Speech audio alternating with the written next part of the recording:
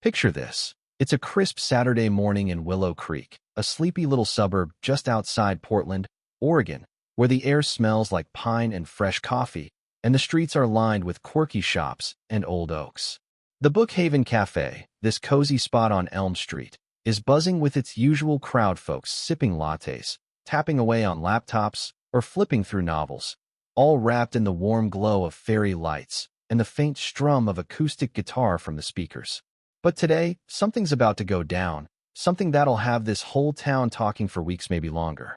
It's about 9 a.m., and the cafe's in that sweet spot where it's lively but not chaotic. You've got your regulars, a couple of retirees swapping stories over blueberry muffins, a college kid in the corner wrestling with a coding project, and then there's Emily, a single mom in her 30s, sitting at a small table near the back. Her 6-year-old son, Liam, is sprawled on a beanbag in the cafe's little book nook, this adorable setup with colorful cushions and shelves stuffed with kids' books. Liam's got a beat-up copy of The Cat in the Hat in his hands, reading aloud in this soft, halting voice, piecing together each word like it's a tiny adventure. He's not loud, heck. You can barely hear him unless you're right there, but every so often, he giggles at a rhyme, and Emily glances up from her coffee, her face lighting up with this quiet pride. It's one of those moments, where the world feels soft and good, like nothing could break it. Then the door swings open, and in walks Deborah, mid-50s, hair teased to perfection, wearing a blazer that screams, "I'm important," and a purse that probably costs more than Emily's rent. She's got this energy, like a storm cloud in heels, and the second she steps in, heads turn not because she's glamorous, but because she's radiating attitude. She breezes past the counter, barely glancing at the chalkboard menu, and barks out an order for a skinny almond milk latte. Extra shot. No foam. 165 degrees exactly. The barista, a lanky kid named Jake, just nods, used to her type. Deborah plops down at a table smack in the middle of the cafe, adjusts her sunglasses like they're a crown, and starts scrolling her phone, her manicured nails tapping loud enough to compete with the indie playlist. Now Liam's still reading, his voice a gentle hum in the background, stumbling over thingamajigger and laughing to himself. Most folks in the cafe don't even notice her. If they do, they smile, because who doesn't love a kid getting lost in a book? But Deborah? Oh, she notices. Her head snaps up, eyes narrowing like she's just heard a car alarm. She lets out this exaggerated huff, shakes her head, and mutters something under her breath. Emily doesn't see it's lost in her book, but the tension's already brewing, like static before a lightning strike. A minute later, Liam hits a line he loves and repeats it, a little louder, still barely above a whisper. Deborah slams her phone down, her face twisting into a scowl that could curdle milk. She leans forward, glaring at the little book nook, and you can almost see the gears turning in her head. Decided this is her hill to die on. She stands, smooths her blazer, and marches over to Emily, her heels clicking like a countdown. The cafe goes quiet, folks sensing trouble like animals before a storm. "Excuse me," Deborah says, her voice dripping with this fake sweetness that doesn't hide the venom underneath. "Can you please get your kid to stop that? It's incredibly distracting." Emily looks up, startled, her brow furrowing. "I'm sorry, what?" she asks, genuinely confused.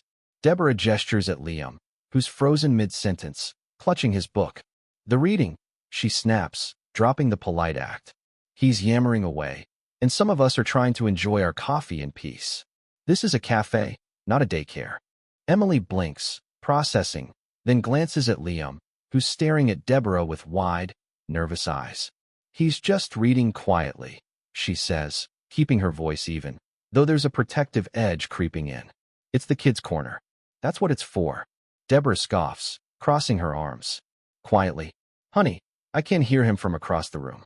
Not everyone wants to listen to your kid stumble through Dr. Seuss like he's auditioning for Broadway. Teach him some manners, or at least how to shut up." The air sucks out of the room. Liam shrinks into the beanbag, his book slipping onto his lap, his little face crumpling with embarrassment. Emily's jaw tightens, and for a second, you think she might let loose, but she holds back, her hand resting on Liam's shoulder, grounding him. The cafe's dead silent now, muffins forgotten, laptops ignored. Jake, the barista, pauses mid-wipe, watching from the counter. And then, from a table near the window, someone else stands up. He's maybe 30, flannel shirt, glasses, the kind of guy you'd peg as a graphic designer or a part-time poet. His name's Ryan, and he's been coming to the Bookhaven for years, always with a sketch pad and an iced coffee. He crosses the floor, not rushing, but with this steady purpose, like he's done waiting for someone else to fix this. He stops between Emily and Deborah, looks Deborah dead in the eye, and says, "Calm as you please. Lady, the only one disturbing anyone here is you." Deborah blinks, caught off guard, then recovers with a smirk. "Oh, great. Now I'm the bad guy for wanting a little peace? This is a public place, not a playground. I shouldn't have to deal with some kid mumbling nonsense while I'm trying to work." Ryan doesn't flinch. He glances at Liam, then back at Deborah, his voice low but firm. "That nonsense is a 6-year-old reading in a corner made for kids. There's a sign right there, little book nook. You walked into a family-friendly cafe and decided your bad mood was going to ruin his day. Nobody else has a problem with him. Just you." A murmur ripples through the cafe. An older woman at a nearby table nods, muttering, "Preach." Jake steps out from behind the counter, his manager vibe kicking in, but before he can speak, Deborah doubles down, her voice rising. "I'm not against kids, okay? But there's a time and place, and this isn't it. If I wanted chaos, I'd go to a Chuck E. Cheese. This is supposed to be for adults, people who respect boundaries." Ryan tilts his head, almost amused. "Boundaries? You just told a kid to shut up for reading a book. You're not protecting boundaries, you're bullying a child." The room shifts again, the quiet agreement settling like dust. Jake steps in, polite but no nonsense. "Ma'am, I'm going to need you to lower your voice or take your order to go. This is a family spot. That boy's been nothing but respectful, and we don't tolerate anyone talking to our customers like that, especially not kids." Deborah's eyes dart around, searching for an ally, but all she gets are cool stares and folded arms. Her face flushes, and she snatches her purse. "Fine," she hisses, storming toward the door. "You'll be hearing about this in my Yelp review. This place is a joke." The bell jingles as she slams out, and the cafe exhales, tension melting like ice in the sun. Emily kneels beside Liam, brushing his hair back. "You did nothing wrong, buddy. You're a rock star." Liam hesitates, then opens his book again, his voice shaky but growing steadier with each word. Ryan gives them a small nod and heads back to his table, where his coffee's gone cold. Jake slides a free cookie Liam's way with a wink, and a woman nearby slips a sparkly sticker onto Liam's book, whispering, "Keep reading, champ." The cafe hums back to life, but it's different now, warmer, like everyone's just remembered why they love this place. Outside, Deborah's in her gleaming SUV, furiously typing a 1-star review, claiming she was harassed by rude staff and a wild child running amok.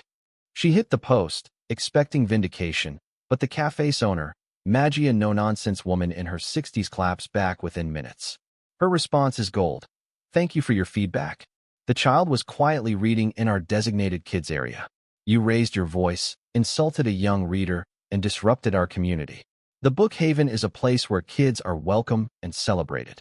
If that's not your vibe, there are plenty of adult-only spots nearby."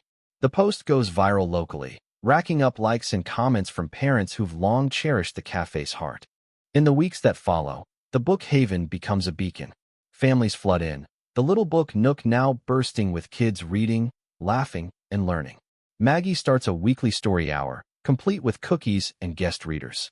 Liam and Emily keep coming back, Liam's confidence blooming with every page he turns. One day, he brings a handmade card for Jake, covered in crayon stars, saying, "Thanks for not letting the mean lady win." It's framed by the register. Ryan, now a regular, strikes up a friendship with Emily over shared tastes in sci-fi novels. Their chat's easy and warm, like they've known each other forever. Deborah?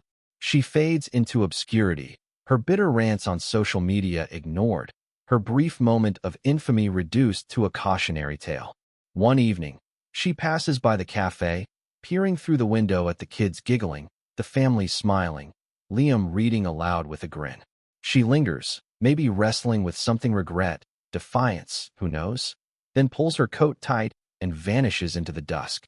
The Bookhaven keeps shining, a reminder that sometimes the smallest voices, like a kid reading Dr. Seuss, can spark the biggest change. It's a place where decency won, where a community stood up, and where Liam learned that his words matter. So what do you think? Was Deborah just having a bad day, or was she way out of line? Have you ever seen someone try to shut down a kid's joy like that, or seen a community push back? Drop your thoughts in the comments. And if this story hit home, give it a like and share it with someone who needs to hear it. Let's keep the conversation going.